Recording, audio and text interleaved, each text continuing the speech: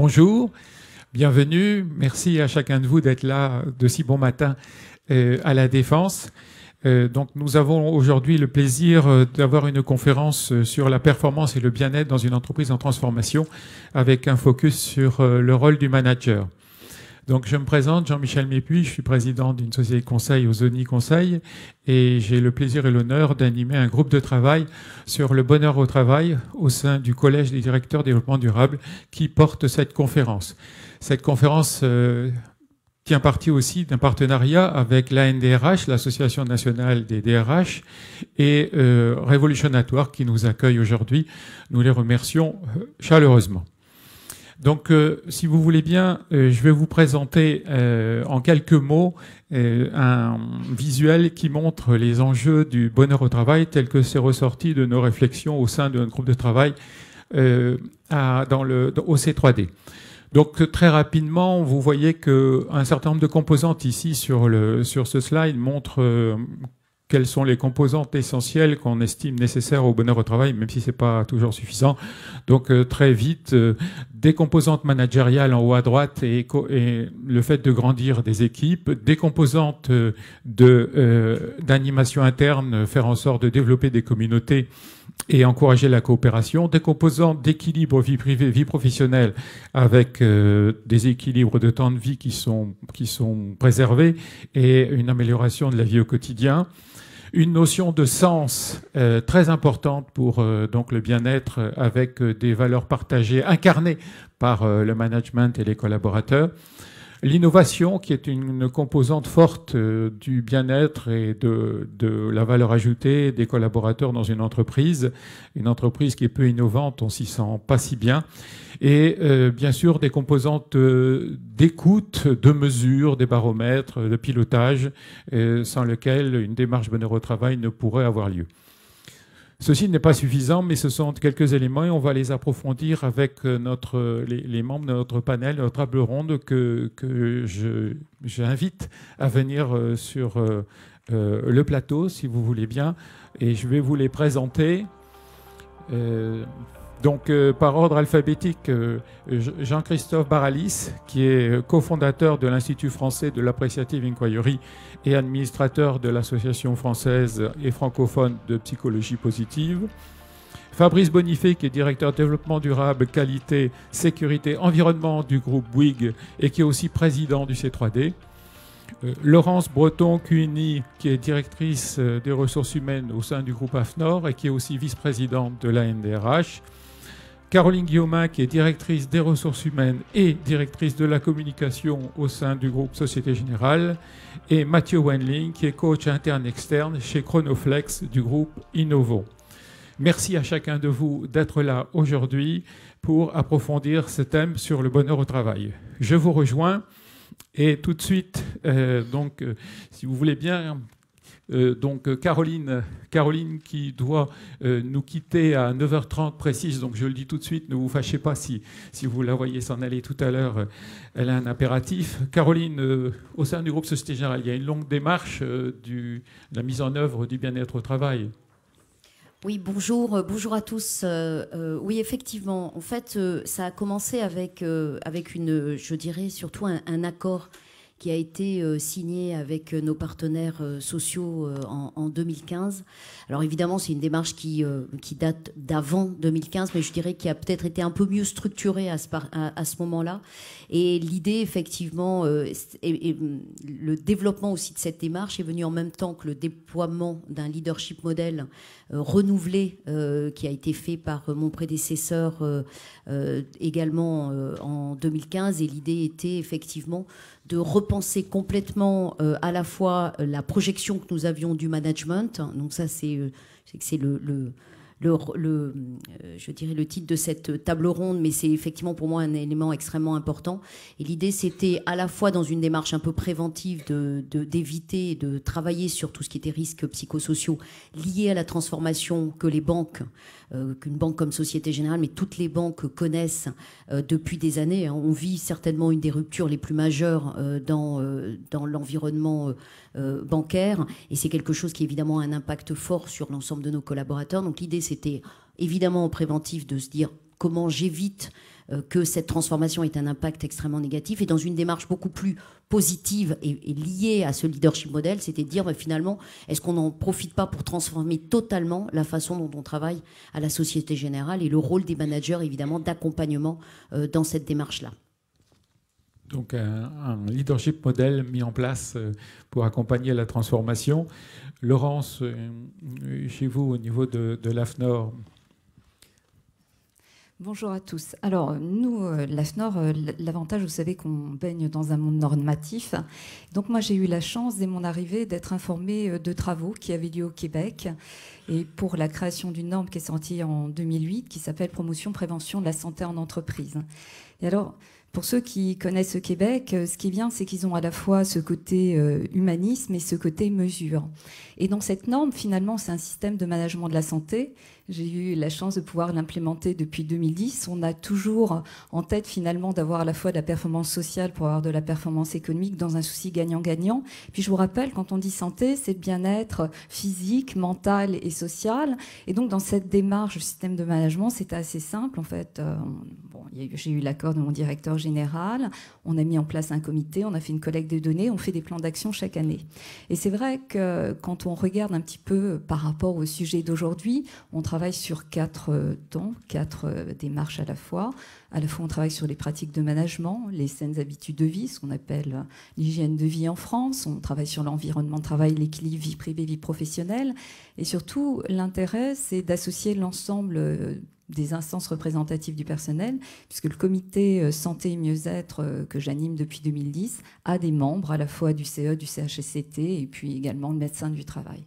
Voilà, donc c'est vraiment un système qui est mis en place avec, on va dire, un certain nombre de contraintes de mesures. Bon, certains sont dans le domaine de la qualité, donc des process qui permettent d'avoir un certain nombre d'actions et des actions mesurables. Et puis avec des baromètres sociaux, on fait tous des baromètres, mais c'est vrai que si on ne fait pas de collecte de données, ça ne marche pas. Donc voilà, on fait ça depuis 2010 et chaque année, j'ai l'occasion de présenter à la fois au CE et CHSCT, bon, bientôt ça va changer, bien sûr de nous, mais le bilan santé de l'année. Voilà, en associant l'ensemble du personnel, mais je crois qu'on aura l'occasion d'en parler un peu plus tard. Voilà. Donc une démarche engagée avec une gouvernance, un comité qui suit ça et le soutien du management qui vous accompagne. Merci Laurence. Fabrice, en tant que directeur développement durable chez Bouygues, comment on voit la démarche bonheur au travail et bien-être aujourd'hui établie?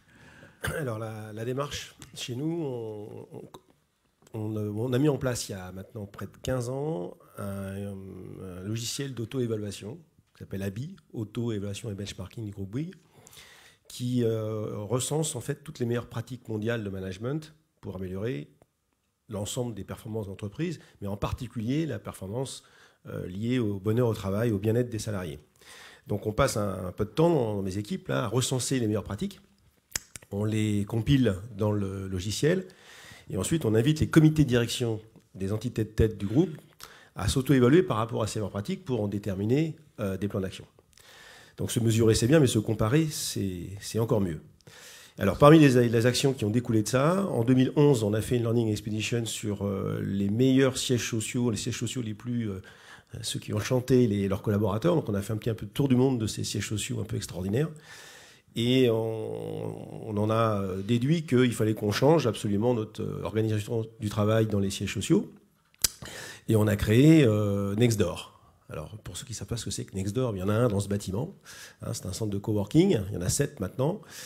Et avec une organisation par typologie de tâches. Donc, vous connaissez tous la différence qu'il y a entre les open space classiques. Il y en a des milliers de mètres carrés ici à la Défense, et les organisations par typologie de tâches qui tiennent compte, en fait, qui prennent en compte la physiologie humaine, le nécessaire respect des rythmes physiologiques pour que les collaborateurs se sentent bien, que ceux qui ont envie d'aller dormir puissent dormir, différents types de tâches, le travail très concentré, le travail en équipe, le travail créatif. Et cette organisation par typologie de tâches, on en a fait un business, donc avec des centres de coworking. Et maintenant, chez Bouygues, il y a 2 entités importantes de Bouygues, donc Bouygues Immobilier et TF1, qui nextdoorisent et qui ont nextdoorisé leur siège social. c'est-à-dire qu'ils s'organisent également par typologie de tâches, donc qui abandonnent et qui ont abandonné les plateaux paysagers classiques open space pour améliorer la qualité de vie au travail des salariés. Et ça marche. Ça marche tellement que, on en a fait un business qui marche très très bien. Il y en a 7 d'ouverts aujourd'hui, il y en aura 80 en 2020, des Nextdoor. Maintenant, on a même un co-actionnaire qui est Accor. Et petit à petit, on exdorise les chaises sociaux, c'est un néologisme du groupe, parce que les collaborateurs nous le demandent. Donc voilà ce qu'on fait, mais on en parlera un peu plus tout à l'heure. Merci. Et aussi, on parlera peut-être un peu aussi d'autres entités que les sièges sociaux, bien sûr, puisque le groupe Bouygues est un très grand groupe. Mathieu, vous venez d'une entreprise, vous incarnez une entreprise dite libérée. Alors, c'est quoi le bonheur au travail dans une entreprise libérée ? Alors déjà, bonjour à tous. Avant de démarrer sur ça, ce que je vous propose, c'est de vous emmener, de faire un retour arrière rapide pour vous dire d'où on vient. En fait, Chronoflex, c'est une entreprise qu'on appelle aujourd'hui entreprise libérée.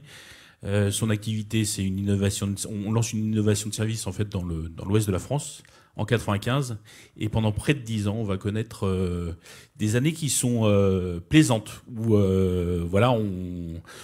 tout se passe bien et on grossit d'année en année. On double l'effectif quasiment tous les ans pendant 10 ans et on est rattrapé de plein fouet en 2009 par une crise économique qui sévit en Europe.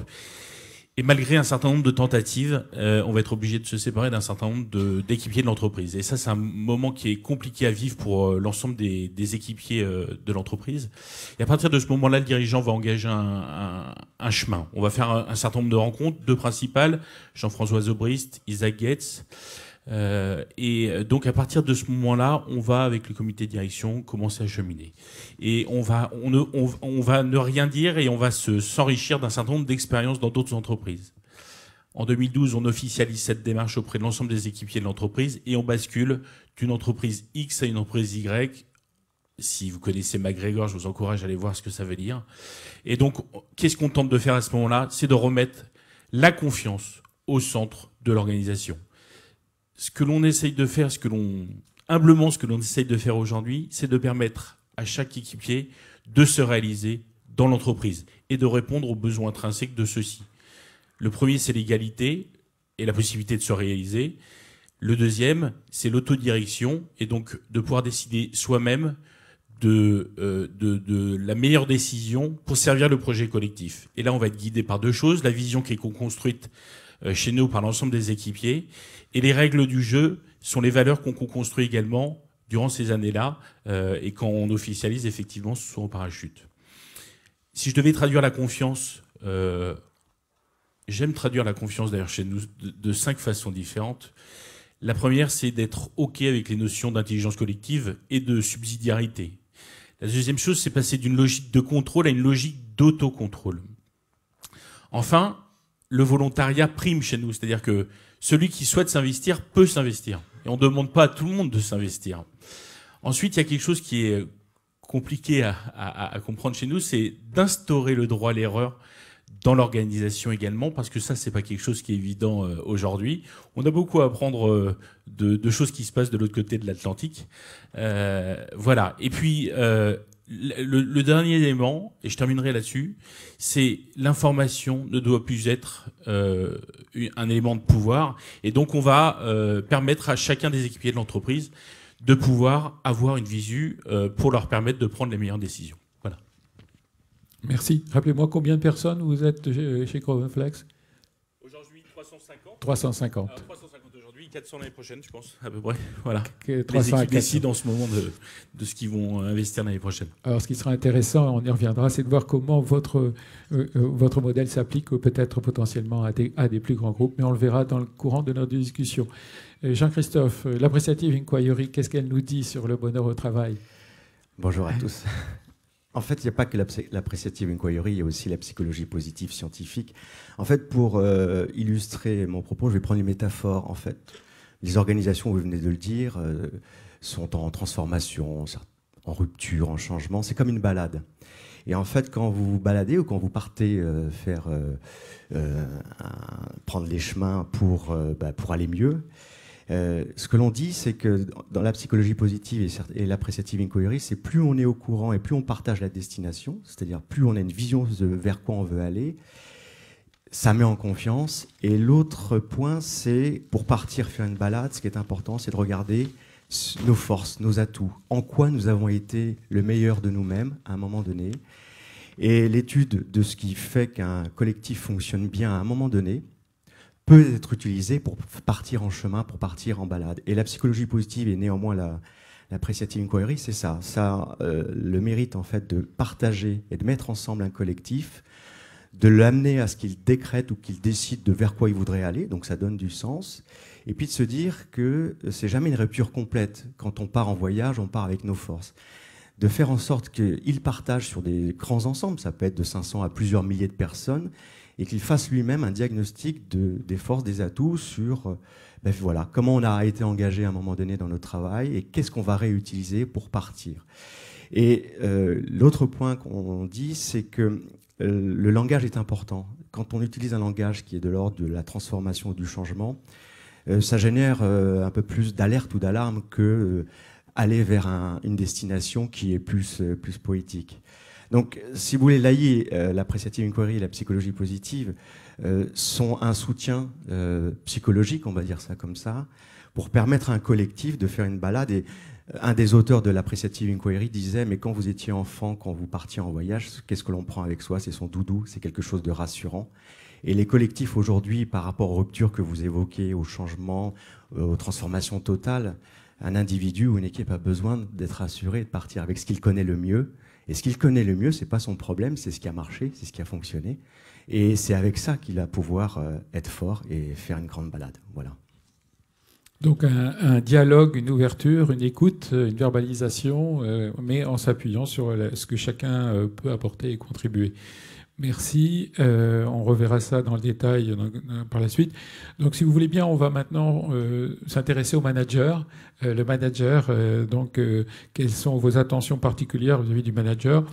Et peut-être, donc, Jean-Christophe, si on fait un focus après ce que vous avez dit sur la psychologie positive ou la positive inquiry sur le manager, comment vous pouvez la transcrire?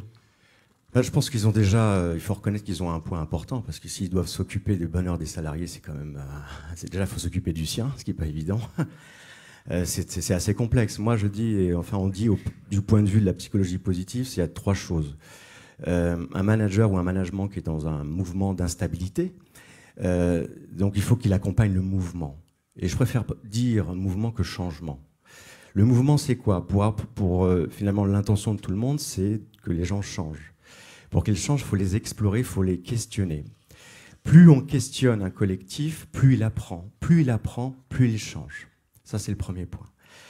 Le changement ne se décrète pas et les prescriptions de changement, c'est contre-productif. Donc on explore, inquiry en français, c'est-à-dire on explore, on pose des questions. Le deuxième point, c'est pour un manager, c'est qu'il rééquilibre ses interactions avec son collectif. On s'aperçoit que les interactions sont plutôt... Il y a trois types d'informations. Une information qui est plutôt négative, c'est-à-dire il faut améliorer, il faut progresser, qui sous-tend une faiblesse. Une information neutre, c'est-à-dire je vous informe de quelque chose. Et puis très peu d'informations qui a une connotation ou qui est perçue de manière positive. C'est-à-dire que vraiment qui fait bouger finalement son circuit de récompense, comme on dit, qui augmente la dopamine. Et donc veiller à rééquilibrer les interactions où l'information est plus positive. Il faut savoir par exemple que les études en psychologie positive disent qu'une information qui n'est pas perçue de manière positive est perçue de manière négative. Et la troisième point que je dirais très vite, c'est qu'en fait, il faut qu'il enclenche de la relation et de la relation. Voilà, pour faire court. Merci Jean-Christophe. Alors Mathieu, vous semblez incarner l'appréciative inquiry et la psychologie positive, mais qu'en est-il sur vos managers? Qu'est-ce que vous faites en particulier pour aider vos managers? Alors déjà, chez nous, on ne parle plus de manager. On parle de leader. Et si je devais utiliser une métaphore, la métaphore qu'on aime utiliser, c'est la métaphore du jardinier. En fait, on va accompagner ces leaders à basculer d'une notion où on a le pouvoir sur ces équipes à une notion où on est au service de ces équipes. Oui, il y a beaucoup de. On parle de transformation culturelle. J'en reviendrai à la fin de cette table ronde, mais en fait, ce qui dit, enfin, comment on représente un manager globalement dans une entreprise classique. Je vais dissocier deux choses. On vient le voir pour qu'il puisse prendre les décisions ou nous dire comment faire. Et puis la deuxième chose, c'est qu'il a une expertise. Nous, on va dissocier ces deux éléments-là.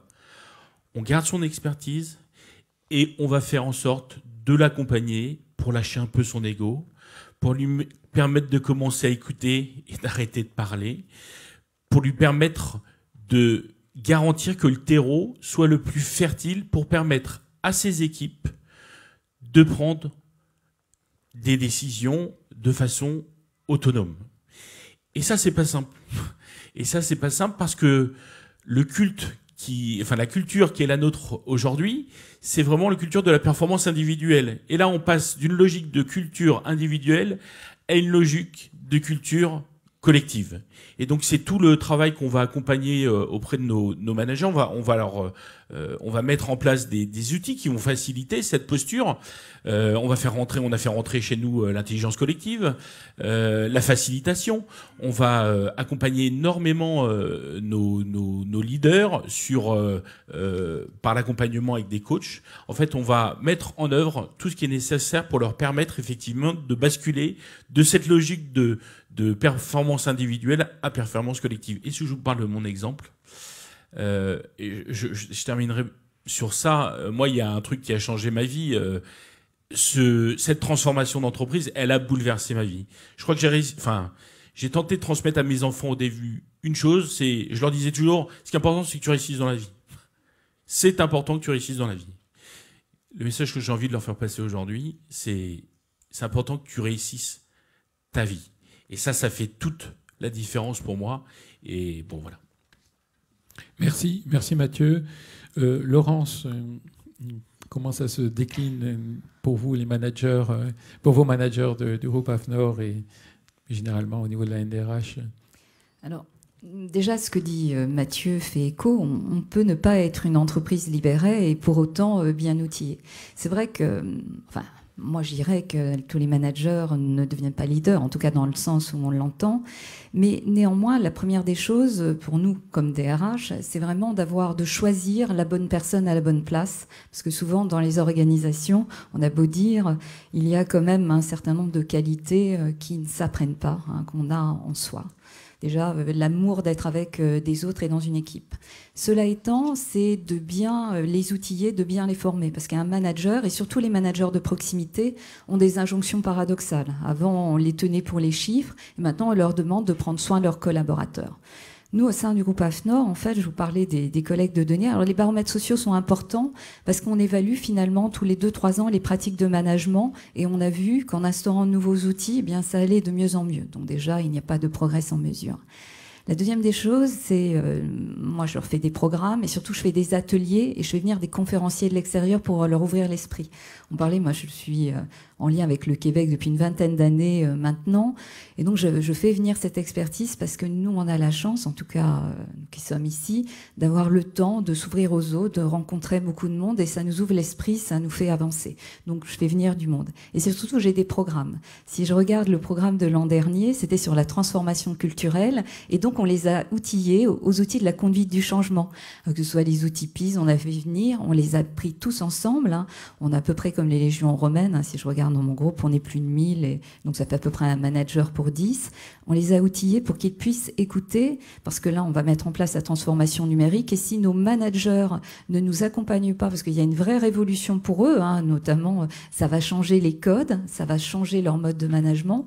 Et puis, cette année, c'est un nouveau programme, parce qu'on a vu effectivement qu'avec tous ces baromètres sociaux, on a une charge de travail. Alors, il y a à la fois la quantité et la charge cognitive. Je pense qu'on est tous pareils, c'est-à-dire on a 36 000 projets en même temps. Et donc, il fallait qu'on leur apprenne à prendre soin d'eux et des autres. On avait fait vraiment, dès le départ, des formations au management de la santé. Et donc, ce management à la gestion de la charge de travail, c'était à la fois pour eux. Le COMEX, nous aussi, on a été formés. Bon, bien sûr, on n'a fait que 2 heures, les autres ont fait une journée. Mais on avait tout préparé avec le comité santé, on a préparé avec les managers. Et pour certains, c'était une une révélation. Ils en ont tellement demandé qu'ils vont continuer l'année prochaine. Et pour nous, c'est important. Et puis, accessoirement, s'il y a des DRH dans la salle, on annexe ça au DUER. Donc, en plus, c'est important. Et ils en redemandent. En fait, on a besoin à la fois de managers exemplaires. Et ça veut dire que le COMEX doit être exemplaire également dans les modes. Je pense qu'on pourra en parler également dans les bonnes pratiques. Voilà un petit peu ce que nous faisons. Mais on investit. Il faut vraiment, ce sont vraiment des pivots au sein de l'entreprise. Donc on voit que développer la personne dans sa santé, sur tous ses aspects, et être apte à écouter, un peu, c'est aussi ce qu'on a dit précédemment.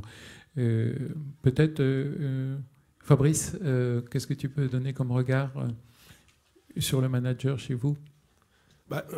Le manager chez nous, on a un chiffre quand même qui est clair. On a près de 3500 chantiers chez Bouygues Construction et puis 100 000 chez Colas par an.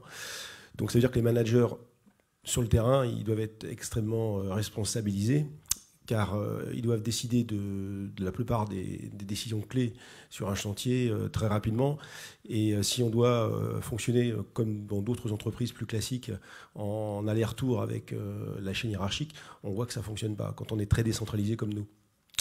Donc cette culture de la responsabilisation, c'est une culture qui est née avec Bouygues il y a 65 ans maintenant, et qu'on entretient, parce que c'est pas si évident que ça. La bureaucratie est un mal qui vient rapidement dans les entreprises, et il faut lutter contre tous les jours. Donc pour moi, un bon manager, et c'est ce qu'on essaye d'inculquer chez Bouygues, c'est quelqu'un qui fait rien en fait. Ben oui, c'est un facilitateur. Hein, je crois que Jobrice disait « agir sans agir, qui n'est pas ne rien faire », mais faire en sorte que les choses se fassent toutes seules. Donc le bon manager, c'est celui qui fait confiance, ça a été dit, hein, à ses collaborateurs, c'est-à-dire celui qui n'est pas là en permanence en arbitre ou en demandant des comptes à ses collaborateurs, mais en étant vraiment un vrai facilitateur. Donc un conseiller, et surtout quelqu'un qui sait reconnaître les efforts et pas simplement les succès. Donc vous savez, les collaborateurs, ils mendient de la reconnaissance, on leur donne de l'information. Ils en ont rien à foutre de l'information. Ce qu'ils veulent, c'est la reconnaissance. Ils veulent des câlins, des bisous. Ils veulent qu'on célèbre les succès. Ils veulent qu'on les emmerde pas trop dès lors qu'ils ont compris pourquoi et pour qui. Mais ils veulent aussi un manager qui est là lorsqu'ils en ont besoin. C'est-à-dire, de temps en temps, effectivement, il peut y avoir... les collaborateurs peuvent avoir besoin d'aller confronter avec le manager les enjeux d'une tâche, d'un projet, parce que l'intelligence collective, elle se fait collectivement. Hein, donc on est quand même plus intelligent à plusieurs que tout seul. Et donc le manager doit être là pour non pas arbitrer, mais réfléchir et mettre en réseau en fait l'intelligence collective pour prendre la bonne décision ensemble. Donc on voit bien que ce type de manager qui responsabilise les équipes, c'est pas franchement les managers qu'on connaît franchement autour de nous aujourd'hui. Hein. On est très loin de tout ça dans la plupart des boîtes. Et pourtant c'est ce qu'il faut faire si on veut aller vers le thème de la conférence, le bien-être au travail. Donc, merci. Donc on voit l'importance de l'autonomie, la responsabilisation qu'on a déjà évoqué, qui semble être un point fort. Aussi le fait du soutien, d'accompagnement des collaborateurs en étant un leader et pas seulement un petit chef. Caroline, chez Société Générale, quelle attention particulière sur le manager dans une dynamique de transformation? Alors, en fait, avant de répondre à ta question, je voudrais juste revenir sur quelques petites choses qui ont été dites. Et en particulier, moi, j'ai un vrai problème avec la thématique du bonheur au travail. J'avoue que je suis pas du tout... je pense pas que mon rôle, ça soit d'amener le bonheur dans une entreprise. En fait, je pense que le bonheur, c'est une notion qui va beaucoup au-delà de ce que nous pouvons collectivement mettre en place dans un environnement de travail. En plus, je pense que c'est une notion qui est extrêmement personnelle. Et c'est pour ça qu'à chaque fois que je vois les Chief Happiness Officers et toutes ces thématiques, j'avoue que je suis pas forcément à l'aise. Je pense que parler du bonheur au travail, ça nous fait passer à côté de la réalité des entreprises. La réalité des entreprises aujourd'hui, c'est un rythme de travail qui est extrêmement élevé et qui ne va pas aller en diminuant. On peut rêver d'avoir effectivement beaucoup de temps pour réfléchir, pour co-construire. Oui, on y arrive à certains endroits, mais c'est très difficile dans des entreprises qui sont, encore une fois, dans un mouvement perpétuel. Je pense que notre responsabilité et la responsabilité d'un manager, pour moi, en tout cas, c'est comme ça que je le vois pour la Société Générale, c'est déjà de regarder la réalité de l'entreprise et de se poser la question de finalement, c'est quoi mettre en place le bon environnement pour que les gens se sentent bien, à l'aise et se disent justement que, et je pense que les nouvelles générations vont totalement remettre en question cette histoire d'équilibre vie privée, vie pro, parce que finalement, c'est un tout. Je veux dire, il va plus y avoir cette espèce de séparation. Je pense que les gens seront plus sur des horaires tels qu'on les a imaginés, extrêmement cadrés. Je pense que ce qui fait du bien, enfin ce que les gens attendent, c'est qu'on les responsabilise. C'est pour ça aussi que je pense que, oui, le manager a encore un job à jouer. Parce que dans une entreprise, on a besoin d'avoir des responsabilités claires et des gens qui prennent des décisions. Et dans une banque qui est extrêmement régulée, on ne peut pas se permettre d'avoir, effectivement, je dirais, pas forcément un élément sur lequel on peut dire, telle personne, après, on peut travailler en collectif, mais à un moment donné, on a besoin aussi de gens qui prennent des décisions, parce que sinon, on tombe effectivement dans de la bureaucratie, dans des systèmes dont on n'a plus envie. Je pense que notre job, il est de faire en sorte de travailler sur le management toxique, parce que c'est aussi une réalité des entreprises, et c'est partout. Donc il faut aussi en avoir conscience. Moi, je veux bien qu'on passe directement à la phase bonheur. Aujourd'hui, la plupart des collaborateurs, ils me demandent juste qu'on ait des managers qui les respectent, qui soient capables effectivement de les automatiser, de leur donner la délégation nécessaire pour prendre des décisions. Quand on est dans un groupe du CAC 40, la bureaucratie, ça fait partie du groupe. Je ne connais pas un groupe qui peut dire qu'aujourd'hui, il a tué la bureaucratie et la complexité qui régit ces boîtes depuis des années. On y travaille. Il y a un énorme effort. Toute la réorganisation qu'on a mis en place à l'ASG, c'est également pour autonomiser les entités business, pour faire en sorte qu'effectivement, on ait des centres beaucoup plus petits et des business qui soient beaucoup plus capables de prendre des décisions. Et je pense que le rôle du manager, c'est de rentrer là-dedans. C'est effectivement de faire en sorte que... Alors, j'aime mieux la notion de coach. Je pense qu'effectivement, notre job, il est d'accompagner, de prendre des décisions quand il faut, parce que je pense que ce qui tue aussi les organisations, c'est de passer des heures entières en réunion et à... je dirais, quelque part co-créer, mais dans une dynamique qui est quelque part un peu longue. Voilà, donc je pense que tout ça, ce sont des éléments qui doivent permettre de créer le manager de demain. Merci Caroline. Donc on voit aussi la notion de responsabilisation du manager, l'autonomisation du manager, la capacité à prendre des décisions comme étant des éléments importants pour la vie de l'entreprise, avec le challenge que peut-être ça ne conduit pas au bonheur, en tout cas que ce n'est pas l'ambition de l'entreprise. C'est un thème qu'on pourra revoir ensemble. On peut peut-être voir maintenant, si vous voulez bien, les freins que vous identifiez aujourd'hui dans vos organisations ou dans votre approche pour véritablement aider ce manager à accomplir ce que vous avez décrit maintenant. Peut-être, Laurence, si vous voulez bien, comment vous appréciez ce sujet chez vous ? Alors, les freins, on peut dire, par rapport au manager et par rapport à l'entreprise, c'est déjà ne pas faire ce que l'on dit. J'ai beaucoup aimé ce qu'a dit Caroline, et c'est d'ailleurs ce que je dis depuis toujours, c'est que quand on s'intéresse à la santé, qualité de vie au travail, ça veut dire qu'on doit avoir des bons fondamentaux. Je ne connais pas un DRH qui peut s'engager s'il n'a pas des bons fondamentaux, c'est-à-dire s'il est impeccable sur l'administration du personnel, sur le développement des ressources humaines, c'est-à-dire que là, c'est la cerise sur le gâteau. C'est-à-dire que si on n'est pas bon pour le reste, c'est même pas la peine, quoi, parce que c'est comme si on mettait une carte sur un château de cartes qui allait tomber. Donc ça, c'est la première des choses. Et les managers le savent, c'est-à-dire que Moi, j'aimais bien quand Caroline parlait de manager toxique, mais c'est-à-dire que quel que soit manager ou pas manager, une personne qui n'a pas le comportement adéquat ne peut rester. C'est-à-dire qu'on ne doit pas faire des petits arrangements entre amis, et ça se sait. Et c'est pour ça que d'ailleurs, à la NDRH, on est assez solidaires. C'est important parce qu'on n'a pas toujours un rôle facile dans nos organisations, mais on est là. D'ailleurs, on dit le courage du DRH, et les managers le savent, c'est-à-dire pouvoir s'appuyer, c'est-à-dire ils savent que s'ils n'ont pas le bon comportement, et ce que j'aime bien, la question du coach, nous aussi on accompagne beaucoup, parce qu'il y a des moments difficiles, il y a des personnalités, je veux dire, il y en a beaucoup qui veulent devenir manager, et le jour où ils sont managers, ils se rendent compte de la difficulté de la tâche. Les personnes ne sont plus pas comme ils l'imaginaient, en tout cas quand on doit les manager. Donc il faut, et puis il faut également, dans les choses qui sont importantes, c'est la question aussi des partenaires sociaux, parce que c'est important pour les managers. Les partenaires sociaux, ça peut être un facilitateur comme l'inverse. Et donc voilà, quand on doit faire un rôle, mais c'est surtout créer des communautés. On en parle beaucoup de communautés de managers, et après ça dépend de la taille, ça dépend des métiers. C'est pour ça que nous, on est dans un réseau, la NDRH, mais les managers aussi ont besoin d'être ensemble. Moi, j'avoue que ce qu'ils aiment, c'est les ateliers que je fais. Je suis la reine des plateaux repas, autant vous dire. Voilà, des réunions, d'un autre côté, c'est pendant midi. Vous me direz, c'est moins un avantage, mais de se retrouver, de rompre les silos, parce que dans toutes nos organisations, c'est vrai qu'on a parfois des silos, et pouvoir se parler dans des moments, exprimer ses besoins, ça, tout ça, c'est important.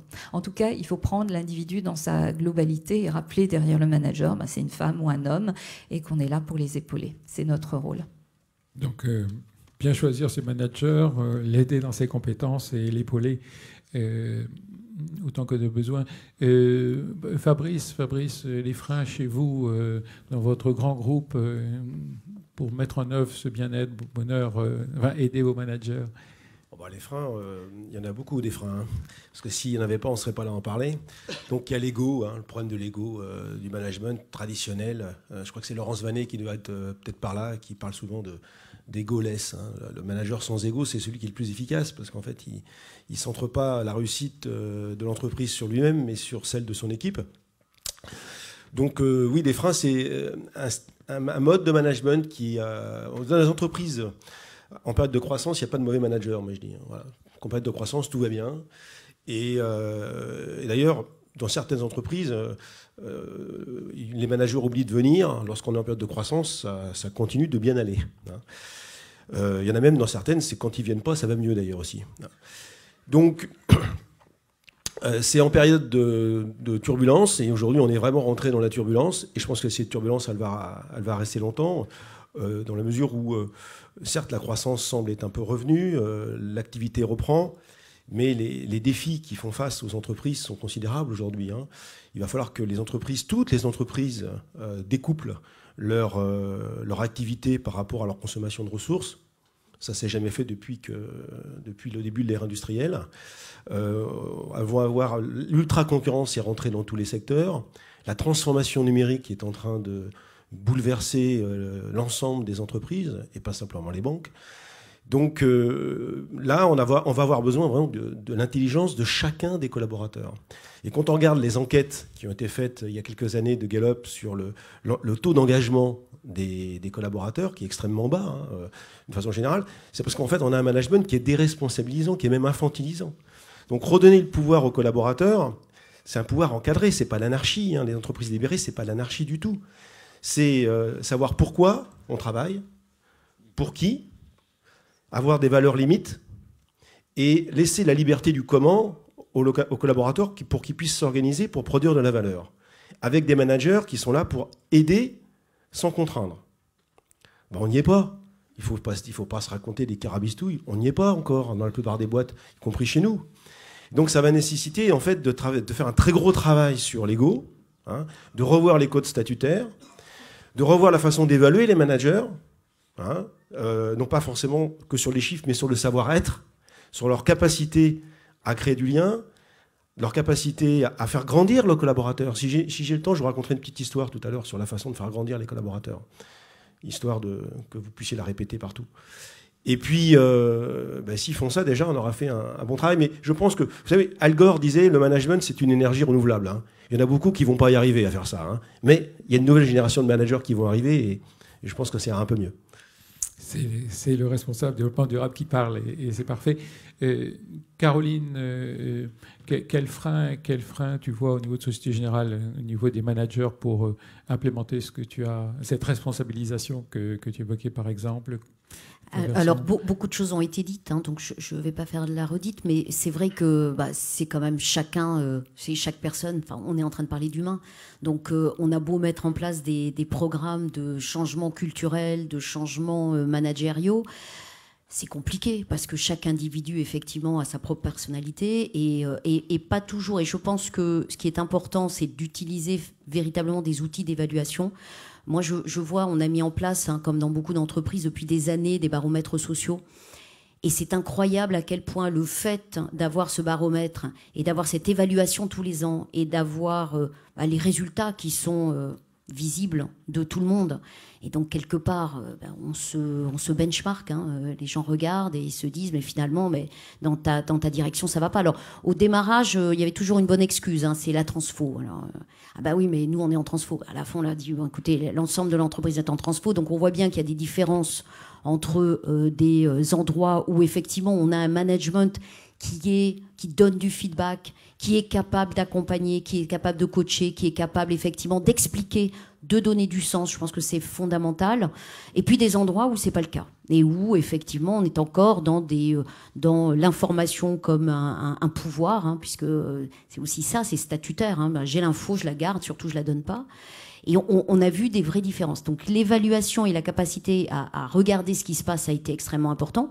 Et puis de l'autre côté, c'est la capacité à récompenser, entre guillemets, le bon manager versus le mauvais ou le moins bon.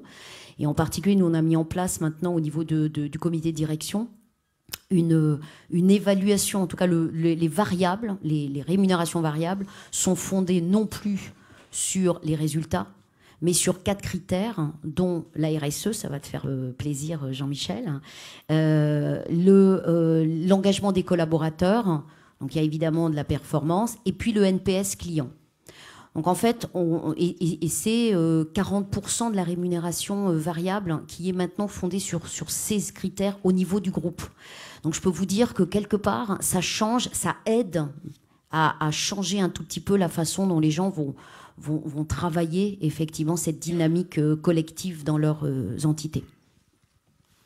Donc on donne une cible précise grâce à cette rémunération, donc avec des critères précis. Mathieu, le coach en vous, comment il raisonne et réagit sur ces freins du manager et ce qui a été dit précédemment peut-être? Alors, le principal frein que je vais pas redire tout ce qui a été dit, hein, avec plein de choses qui sont des réalités d'aujourd'hui.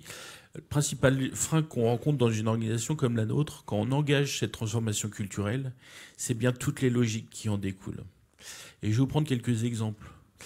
En fait, mon fils est en école primaire. Qu'est-ce qui se passe quand il revient de l'école, il montre ses dictées et en fait, alors je remets pas en cause le système éducatif parce qu'il y a plein de choses qui sont en train de, il y a plein de choses qui sont en train de naître, mais ce que je vois, c'est que toutes les fautes sont entourées en rouge.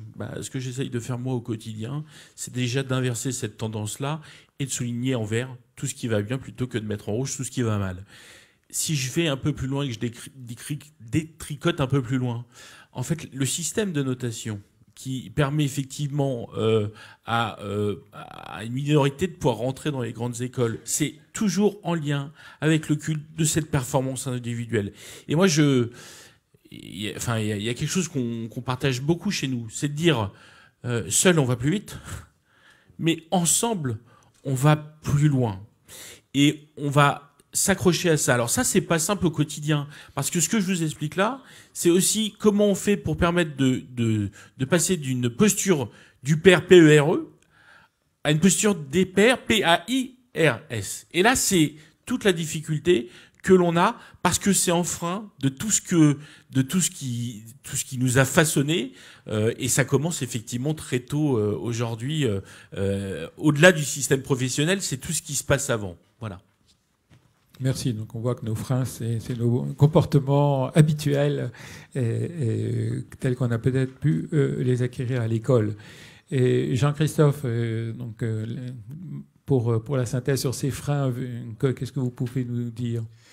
Un des principaux freins, c'est de médiatiser le fait que les gens ne sont pas engagés. Et je ne partage pas votre avis, en fait, Fabrice, sur le fait de dire que Gallup a fait un sondage et qu'effectivement, Isaac Getz le reprend en disant que 9% des personnes sont engagées. Je trouve que quand on a ce regard-là, eh bien, c'est un regard qui est plutôt déficitaire. Nous trouvons qu'il y a beaucoup plus de personnes engagées que ça. Deuxième frein, c'est d'utiliser le bonheur au travail pour la performance. Au sein de l'association de psychologie positive, ça nous gêne terriblement. Le bonheur au travail, j'apprécie beaucoup ce que vous dites, c'est quelque chose de très personnel, d'individuel. C'est un concept sur lequel nous sommes attachés depuis la naissance pratiquement. On ne naît pas violent, on naît pour aspirer à une vie heureuse. Et ça, c'est un frein d'utiliser les deux. On peut, bien sûr, le bonheur précède le succès, mais je trouve que une expression que j'aime bien de mon ami Jacques Lecomte, c'est la vie bonne au travail. Et ça fait du bien. Pas besoin de bonheur, il suffit d'aimer les gens. Et Aristote disait, aimer, c'est se réjouir. Bon, on aime bien son boulot. Et on met du cœur à l'ouvrage. Voilà des expressions populaires dont il faut se ressaisir et d'éviter de faire de l'intelligence avec du bonheur au travail ou des passeurs au travail, de bonheur au travail. Le troisième frein, c'est le langage. On a un langage qui désengage. Quand vous parlez de transformation, de changement, de excellence opérationnelle, tout ce langage-là façonne une réalité. Vous imaginez pour quelqu'un comme nous qui, à un moment donné, voit apparaître sur les slides de la direction générale, on va transformer, on va changer, on va réorganiser. Et en fait, c'est un langage anxiogène. Je trouve que plus le langage s'appauvrit, plus la créativité se restreint. Et quand la créativité se restreint, parce qu'on sait très bien que langage et pensée sont intimement liés, si ma pensée se réduit au travail, si je me pense en moins au travail, j'agis en moins. Les deux sont liés. Il suffit de faire des études en sciences cognitives où les neurosciences nous le disent.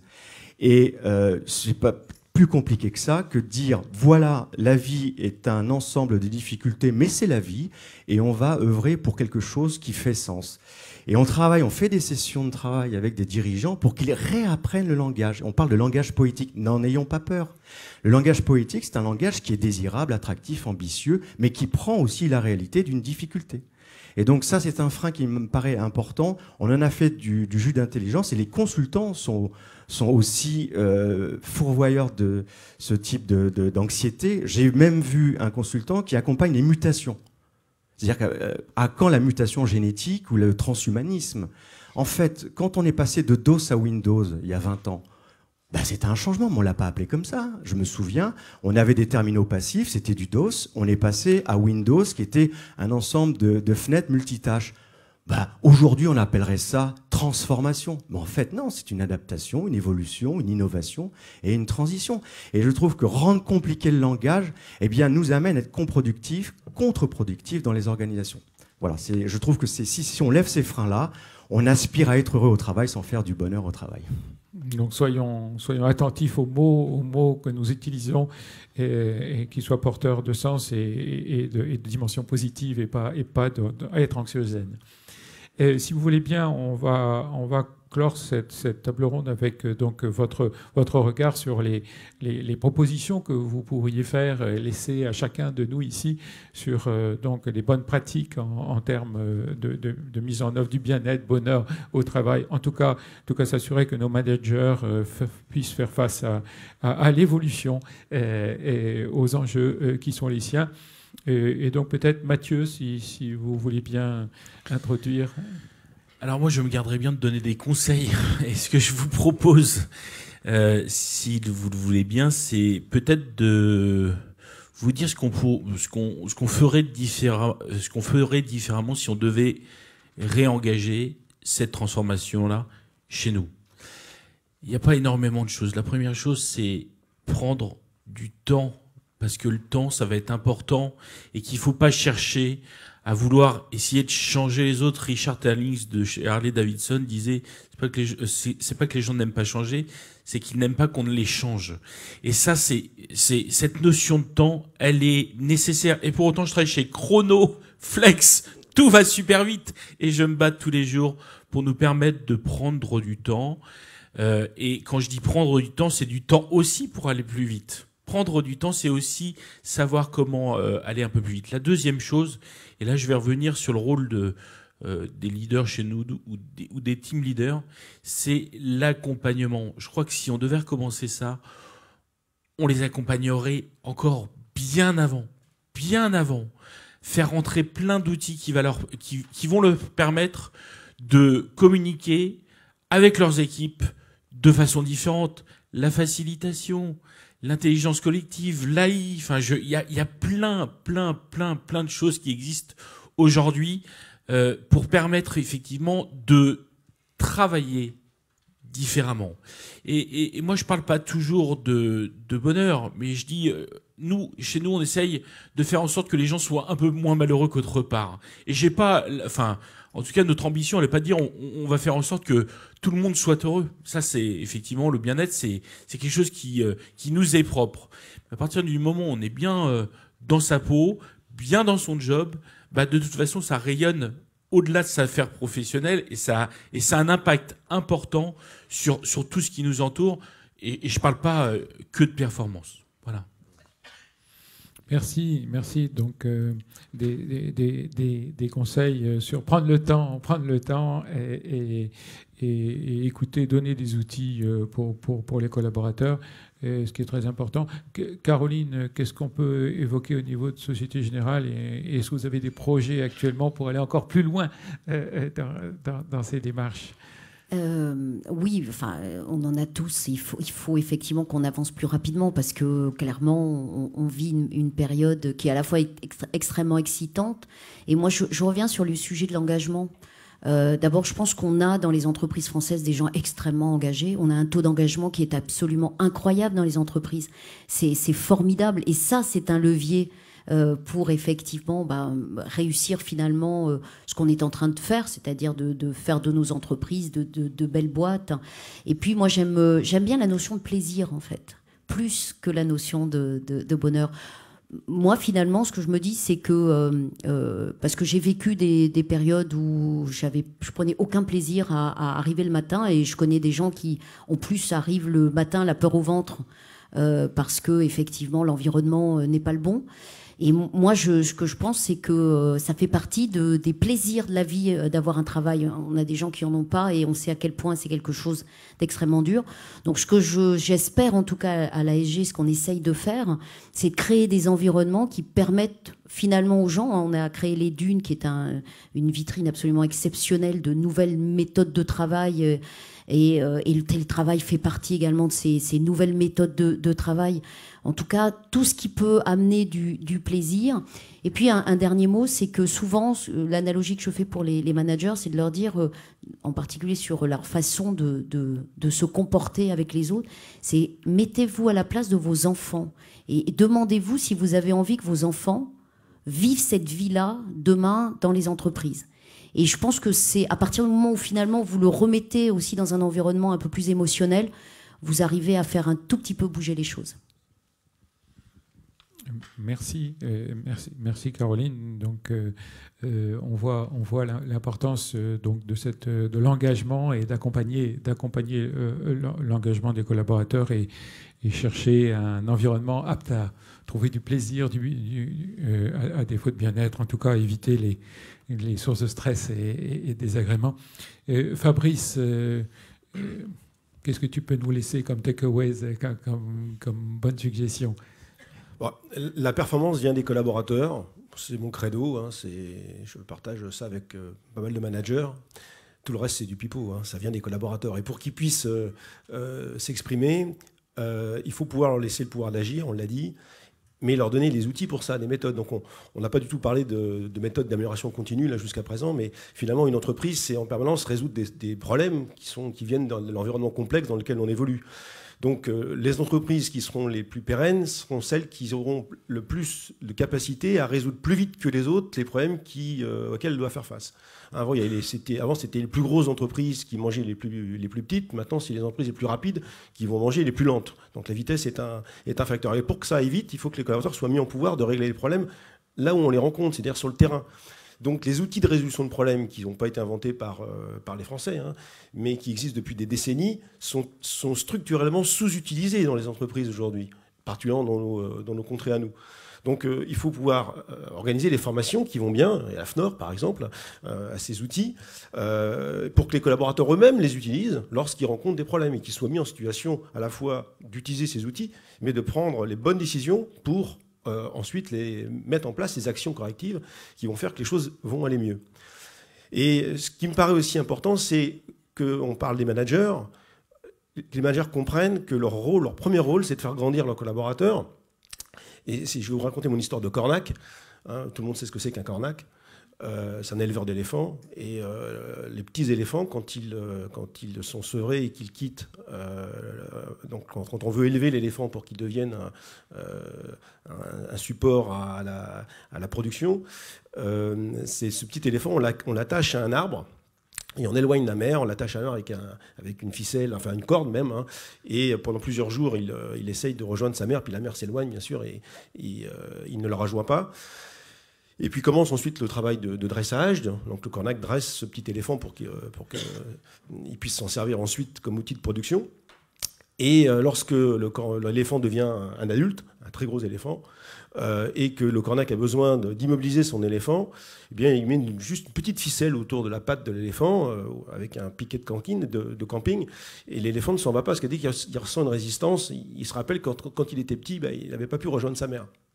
Et en fait, dans les boîtes, il y a tout un tas de collaborateurs qui sont capables de faire beaucoup plus que ce qu'ils ne font aujourd'hui, mais qui, à force qu'on ne les mette pas en situation de le faire, finissent par croire qu'ils ne sont pas capables de le faire. Et ça, c'est un vrai drame. Donc, ce que Einstein disait, voilà, si on demande à tout le monde de passer le même examen, donc par exemple, essayer de monter un arbre lorsqu'on est un poisson, un singe ou un éléphant, c'est sûr qu'il y en a qui, toute leur vie, vont penser qu'ils ne sont pas capables de le faire, notamment le poisson. Donc, le rôle du collaborateur, le rôle du manager, c'est d'arriver à sublimer ça et rendre... Je ne sais pas si ça rend heureux, mais lorsque les collaborateurs arrivent à résoudre collectivement des problèmes, lorsqu'ils arrivent à mettre en place les solutions, lorsqu'ils sont reconnus, lorsqu'on leur dit que les choses vont bien, et je pense que ce que disait Mathieu est complètement vrai, ça améliore quand même nettement l'ambiance de travail et le plaisir de venir travailler. Alors plaisir, bonheur, bien-être, on peut philosopher des jours là-dessus. Une chose est sûre, c'est que moi je crois à ces enquêtes qui ont lieu, qui sont des enquêtes qui sont bien faites, qui ont des panels importants. Il ne faut pas, sous prétexte que ça ne va pas dans le sens de ce qu'on souhaite, refuser l'évidence. C'est comme un peu les élections. Donc il faut accepter cela et travailler pour que ça change. Merci. Donc on voit l'importance de responsabiliser, autonomiser, qui est un facteur vital dans un contexte de haute concurrence. La formation, vous l'avez déjà dit, mais tu réinsistes dessus, donc l'accompagnement des collaborateurs avec des outils qui les aident, et puis couper ce lien, cette petite corde qu'on s'est construit et qui nous attache au poteau. Laurence, pour vous, qu'est-ce que vous recommandez ? Alors, dans l'accompagnement positif, moi, on a dit beaucoup de choses, on a parlé de la mesure. Moi, je rappellerai, parce que je suis DRH, d'une part, je m'occupe du pilier bien-être, de la charte RSE.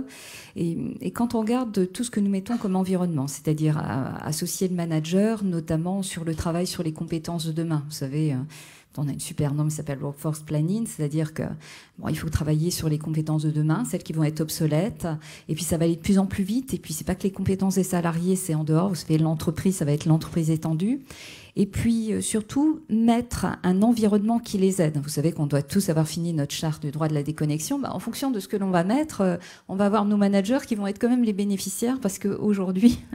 En fait, le manager se connecte assez souvent. Et puis, il y a aussi une réalité sur laquelle on doit l'accompagner, parce que maintenant, il y a un allongement de la durée d'activité. Alors, un petit chiffre, la durée d'activité, c'est vrai que les personnes partent en ce moment à 63, demain, ça va être 65. voilà, la réalité fait que, à mon avis, on ira comme l'Allemagne à 67. On est face à des défis parce que la durée de vie, l'espérance de vie en bonne santé, c'est en moyenne 63 ans, même si nous, les femmes, c'est un peu plus que les hommes. Bon, on doit aider les managers qui sont face à des difficultés. D'ailleurs, quand on regarde les travaux qu'on mène ces dernières années avec l'NDRH sur les aidants, on a fait une charte avec l'INCA sur cancer et emploi. En fait, il faut accompagner le manager pour qu'il puisse se consacrer vraiment à son activité en étant présent autour de lui. Parce que la vraie réalité, c'est souvent que le manager assume tout. Et c'est pour ça que nous, par exemple, on a mis en place ce qu'on appelle une formation à détection des signaux faibles, parce que ni moi ni eux, même si moi j'ai médecin, assistante sociale, infirmière, je suis pas en capacité. Donc quand il y a une problématique, on leur demande effectivement, plutôt qu'essayer d'assumer tout seul, eh bien de nous dire, et on met en place tout un système autour. Et c'est ça aussi pour permettre aux managers de faire grandir, c'est qu'on soit à ses côtés à chacune des difficultés. Ça lui permet d'être plus performant, de se consacrer et d'avoir ce qu'on appelle un soutien social, parce que dans tous ces baromètres, on a les pratiques du management. Et je suis d'accord, plus on mesure, plus ça permet de s'améliorer. Moi, j'adore le benchmark, puisque chacun s'améliore. Mais le soutien social, ce ne sont pas que les collaborateurs entre eux, c'est les managers entre eux, et c'est nous, direction, surtout des ressources humaines, parce que c'est notre rôle, l'humain, d'accompagner et de soutenir les managers dans leur travail. Voilà. Donc accompagner et soutenir nos collaborateurs, veiller à être attentif aux signaux faibles qui pourraient être de nature à identifier des sources de stress, de mal-être, et puis de les aider à se construire dans des compétences de demain en les accompagnant. Jean-Christophe, pour conclure et avant de donner la parole à la salle pour des questions, qu'est-ce que vous évoqueriez, vous, comme point à garder en tête pour nos managers? Pour les managers, je crois que s'ils dépassent le cadre de ce qu'ils font et que manager, c'est contribuer, avoir une contribution sociale, une contribution sociétale, et qu'ils œuvrent dans une entreprise qui le montre, moi je crois que ça c'est l'enjeu de demain, c'est-à-dire inverser les 3 P.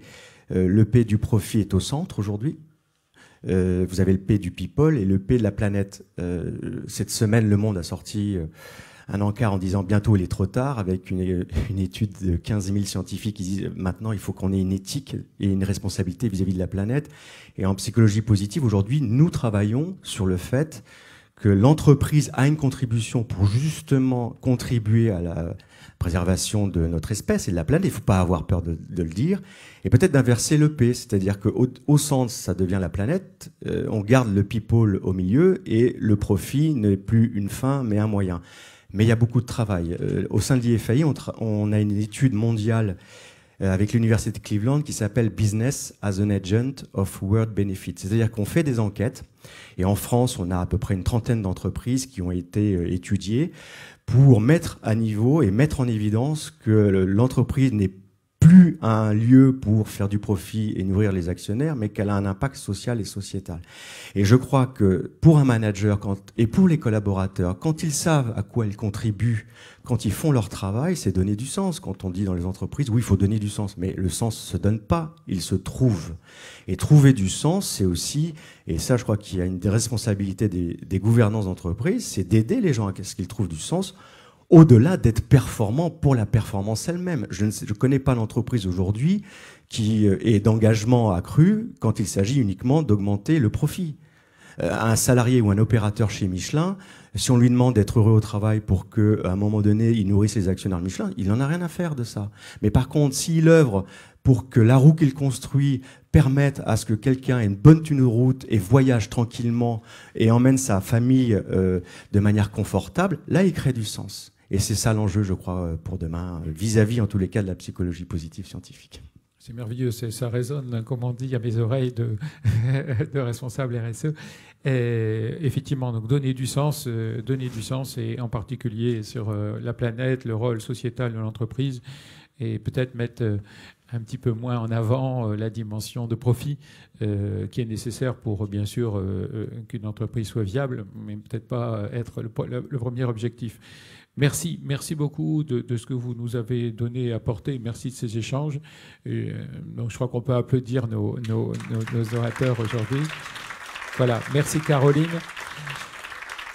Et on a un peu de temps pour répondre à des questions. Donc, si vous voulez bien, il y a peut-être des micros qui existent quelque part. On en a ici.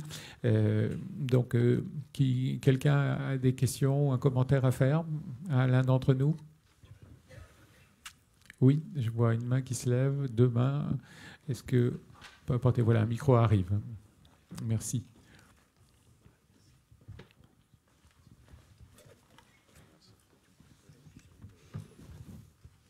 Bonjour. Donc moi j'avais deux questions. Moi j'ai la chance de travailler avec un expert en neurosciences qui s'appelle Jacques Fradin et qui m'a montré à quel point on avait fait de très grands progrès sur la compréhension du cerveau et la façon dont les gens réagissent par rapport aux informations, à la culture, ainsi de suite, à leur éducation. Aujourd'hui il y a tout un tas d'applications aussi bien de ces neurosciences pour identifier et gérer les managers toxiques. Je pense qu'on n'a pas forcément... on en a un petit peu parlé, mais ils font beaucoup de mal. Alors, par rapport à ta vision du Cornac, Fabrice, ça s'appelle la soumission apprise en psychanalyse. Hein, et c'est une posture qu'on rencontre beaucoup dans les entreprises. Hein, je ne vais pas aller plus loin, parce que de toute façon, je vais me faire taper dessus. Donc, pourquoi... voilà. Donc, la question, c'est est-ce que ce genre de dimension ou d'apport vous les utilisez dans vos politiques de ressources humaines. Et l'autre chose, pour faire le lien avec le business, et l'accompagnement, j'aime bien l'idée de mouvement qui a été présenté sur ces changements de modèle économique qu'on est en train de vivre. Moi, je trouve qu'il y a un des liens, un des leviers qui est extrêmement intéressant, c'est l'intrapreneuriat. C'est-à-dire permettre aussi aux collaborateurs d'accompagner l'entreprise. On va se mettre dans l'autre sens. C'est le collaborateur qui, par son intelligence, collective souvent, va repenser la façon de transformer et de faire évoluer l'entreprise. Et donc je voulais aussi avoir des retours par rapport à ça. Donc sur les neurosciences, qui souhaite répondre Sur les neurosciences je connais bien Fradin et puis Morkens. En fait, les neurosciences nous aident parce qu'elles ont compris, moi j'appelle ça les hormones de vie, c'est-à-dire que pour que vous ayez envie de bouger, il faut un peu de dopamine parce que ça va nourrir votre motivation. Quand vous avez du plaisir, la sérotonine augmente, donc l'humeur augmente. Et puis, quand on est ensemble, l'ocytocine se met en mouvement. Et en fait, plus on accompagne avec du sens, qu'on aime les gens, simplement, qu'on les apprécie, plus ces petites hormones, elles sont en place. Elles empêchent le cortisol, qui est l'hormone du stress, de maintenir en alerte. J'ai appelé ça, par exemple, dans une des conférences que j'ai données, le langage de l'alarme. Le langage de l'alarme, c'est le langage que je disais tout à l'heure, c'est-à-dire un langage qui fait peur. Aujourd'hui, je parle de langage de la récompense, c'est-à-dire le langage qui alimente le circuit de la récompense, qui est celui qui nous donne du plaisir, nous aide à être amoureux et nous aide à apprécier la vie avec du plaisir. Donc les neurosciences, on peut facilement, dans une interaction, dans un échange avec quelqu'un, faire en sorte qu'il accède ou que ces hormones se mettent en place. Et les neurosciences nous disent ça aujourd'hui avec les neurones miroirs, c'est-à-dire que le circuit de la récompense s'alimente ou se met en mouvement quand je vois quelqu'un se réjouir. Donc c'est vrai que, et merci de l'introduire, parce que je ne dis pas qu'il faut manager avec les neurosciences, hein, on ne va pas découper nos cerveaux pour comprendre ce qui se passe, mais c'est vrai qu'on a un cerveau qui peut être complètement crétin dans certains cas, avec les biais cognitifs, mais qui peut être un formidable allié et dont je crois que le management devrait se saisir de connaissances sur ce sujet. Merci. Et moi, j'encourage chacun à regarder ce qu'on appelle l'effet Pygmalion ou l'effet Bollen, qui est l'inverse. Vraiment, il y a des études très intéressantes que vous pouvez trouver sur Internet, mais on va pas en parler là, ça n'a pas d'intérêt, mais voilà, c'est en quoi notre regard peut avoir vraiment un réel impact sur les autres. Et ça, si on reparle effectivement des managers, ça c'est quelque chose qui est important dans le rôle de chacun demain, en tout cas. Et sur l'intrapreneuriat, qui peut faire un commentaire? Oui, il vient de lancer un programme d'intrapreneuriat, mais c'est très récent, donc c'est difficile de tirer un bilan de ça. Mais une chose est sûre, c'est qu'on s'est aperçu depuis maintenant quelques mois, quelques années, hein, chez Bouygues, que les collaborateurs ont plein d'idées, mais vraiment plein d'idées. C'est même étonnant de voir à quel point ils peuvent être créatifs, mais l'entreprise n'est pas toujours le meilleur cocon pour pouvoir faire émerger ces idées, parce qu'en fait, on a tellement cette culture de la version risque, pas de risque. Il y a tellement de fonctions support qui sont là pour dire attendez, voilà, ça c'est pas possible, la réglementation, etc., etc. Et donc ça tue l'amour, hein, tout ça, toutes ces dispositions internes et cette bureaucratie. Et de fait, bon, mais les collaborateurs qui ont des idées, qui voudraient bien les mettre en place, mais qui sont, vous savez, dans une espèce de couloir. Finalement, les entreprises, les collaborateurs qui prennent des risques, ils les prennent souvent à la sortie de l'école parce qu'ils n'ont rien à perdre, ou à la fin de leur carrière, lorsqu'ils ont déjà payé leur maison, élevé leurs enfants, etc. Et puis au milieu, lorsqu'ils ont des idées, tout quitter pour aller monter sa boîte, repartir comme une start-up à 35-40 ans, oulala, y en a qui n'osent pas. Alors nous, on a décidé chez Bouygues de dire, écoutez, vous allez pouvoir créer une activité connexe à celle de Bouygues. Alors c'est sûr, s'ils veulent faire un camion pizza, ils démissionnent, c'est sûr.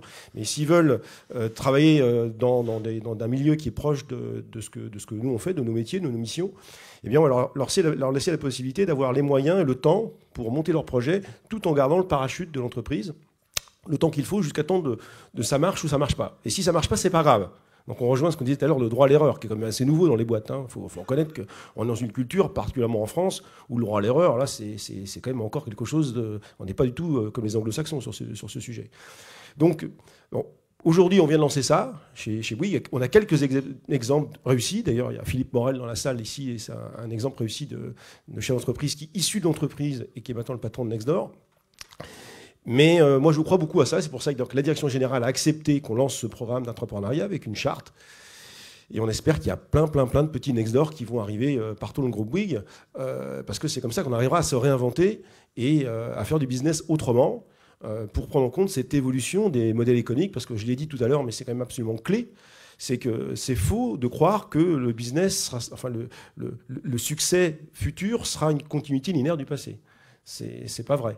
Donc il va falloir qu'on revoie le logiciel. Merci. Laurence, vous complétez? Oui, juste un point. Quand on parle de neurosciences, pour moi, je dirais c'est du bon sens. Comment peut-on effectivement manager des personnes sans connaître les façons dont on fonctionne? Puis je rappellerai quand même un défi pour nous. Les millénials nous le rappellent.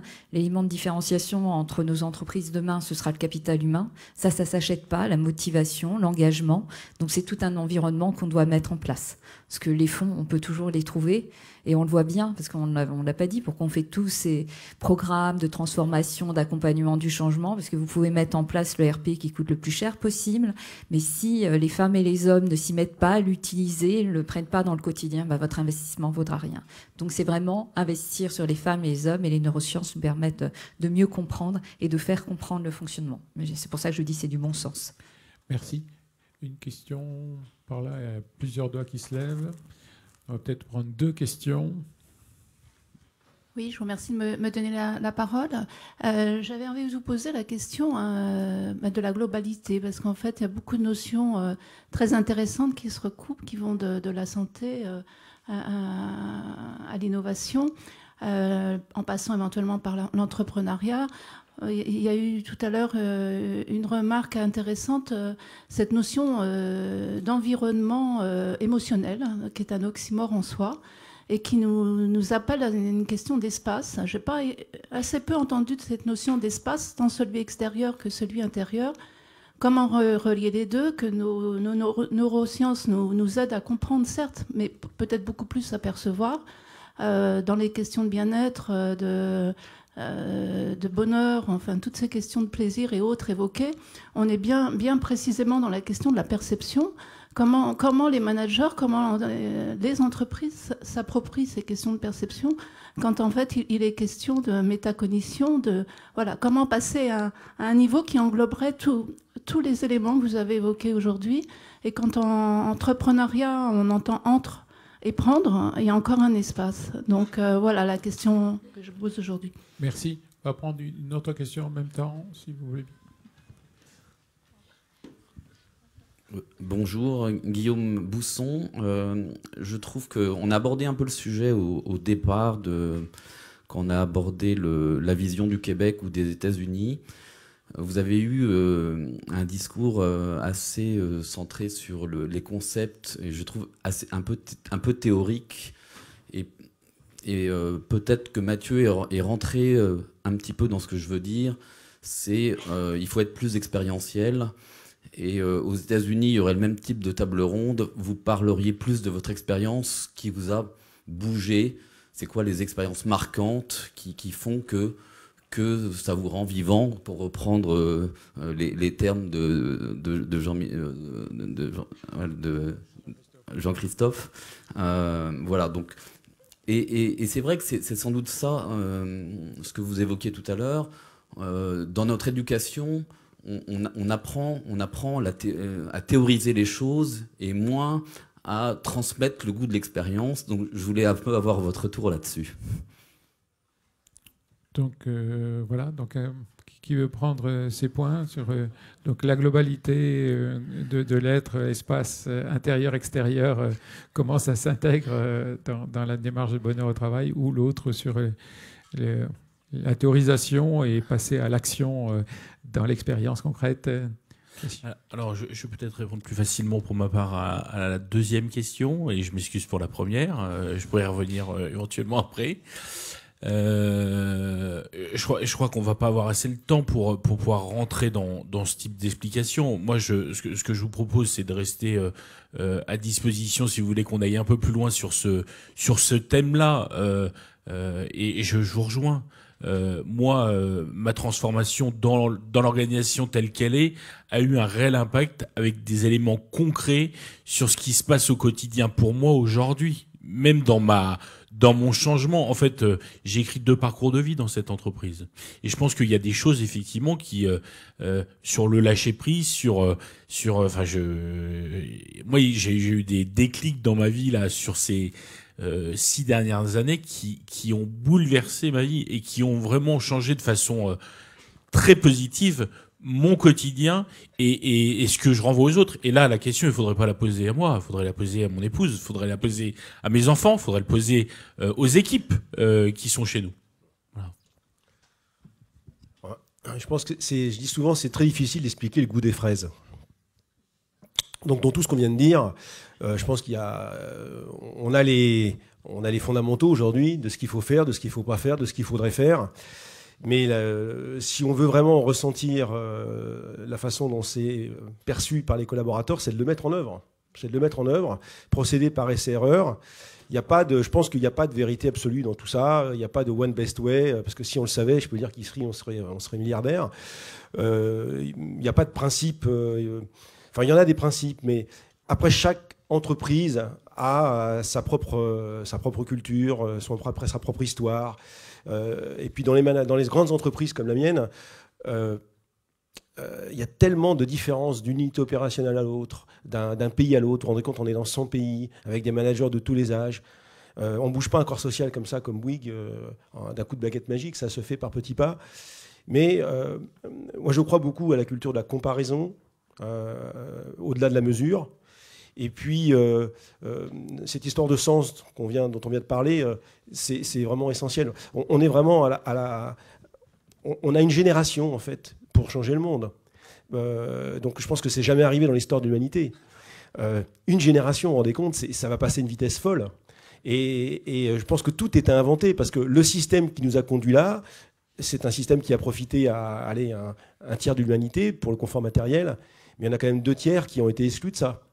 Et donc, comment on va rester en paix dans un monde où on va devoir diviser par 3 les émissions de gaz à effet de serre, alors qu'on sait très bien que c'est l'énergie qui a fait que l'énergie facile, et toi tu connais bien ce problème, qui a fait ce qu'on est devenu. Donc les challenges sont énormes. Et c'est pour ça qu'il faut qu'on raccourcisse les circuits de décision, qu'on redonne vraiment la puissance créatrice à nos collaborateurs qui ont des idées. Mais ces collaborateurs, il faut les coacher pour qu'ils apprennent à travailler ensemble. Car c'est ensemble qu'on y arrivera. Je vais avoir une réponse très rapide. J'ai eu une expérience avec Thierry Oriès, qui est l'ancien PDG de Christofle, qui est les arts de la table. Et donc, on travaillait sur sa vision et sur sa contribution sociale ou sociétale. Il faut savoir que Christofle était une entreprise familiale avec des ouvriers de très très haut niveau, et ça a été racheté par un fonds de pension américain. Bon. Et donc, je ne dis pas que c'est bien ou pas bien, j'en sais rien. Et avec Thierry Oriès, pour répondre à ta question, à un moment donné, au bout de 2 ou 3 heures, je lui dis, mais à quoi vous contribuez, Thierry, avec vos ouvriers, avec les beaux métiers que vous avez? Et il n'arrivait pas, parce qu'il était plongé dans ces chiffres. Il crachait des fichiers Excel outre-Atlantique. Et à un moment donné, au bout de 2 ou 3 heures, et je vous assure que c'est bien ça, il dit, mais Jean-Christophe, on est un acteur et un facilitateur de lien social. Et c'est sorti comme ça. Je dis, mais pourquoi ça?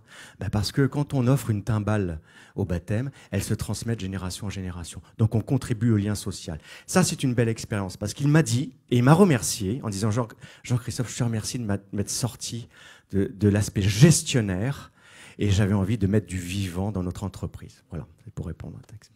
C'est peut-être aussi une réponse à la première question sur l'aspect holistique qui dépasse simplement chaque action individuelle.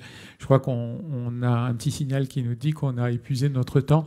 Donc, si vous voulez bien, merci des questions et de votre attention que vous avez eue et merci aux orateurs d'avoir exprimé leurs expériences. Et bonne conférence Revolution at Work pour ceux qui continuent leur expérience.